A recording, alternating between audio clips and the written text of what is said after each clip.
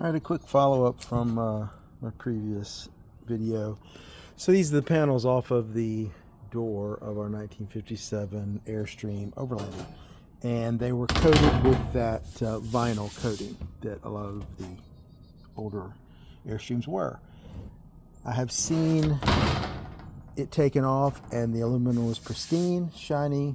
You could, leave it exposed, which would be cool. Unfortunately, I don't know if you can see, these are not.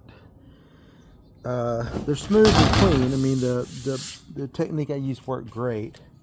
It came off and they'll be easily paintable, but I can't leave them exposed like I'd hope, because you probably see the variations in the aluminum.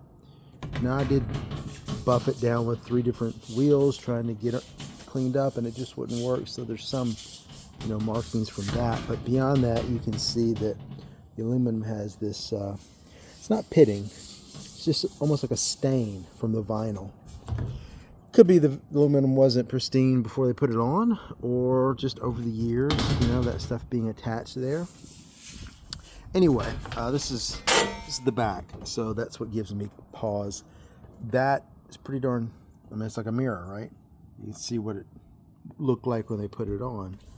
And then this is the side that had the vinyl attached to it. Now, what I'm contemplating is just flipping all these parts, clean these up really well. But again, they're all kind of various degrees of not great.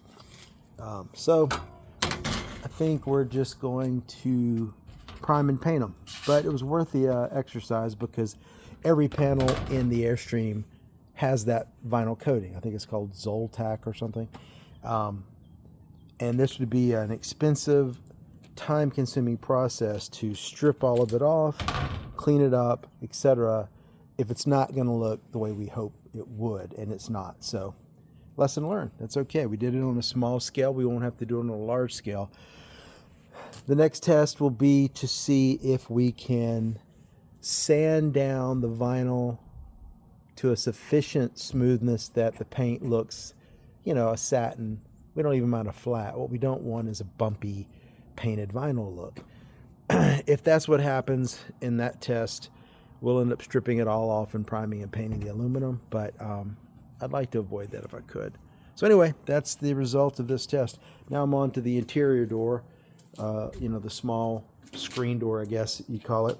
Remove the rivets, took the old insulation out. I'm about to fill it with some brand new